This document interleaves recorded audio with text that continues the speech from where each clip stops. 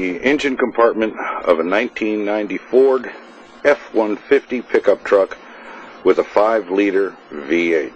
What we're about here is to demonstrate how to install the fuel cell that creates hydrogen and oxygen that we use to run this vehicle. To start off, we'll begin in the lower left-hand corner, and we'll begin with the battery.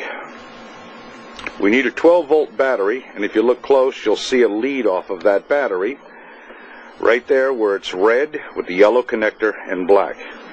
And that lead goes around and follows itself all the way over and down over to the fuel cell where you see it's connected to the positive side.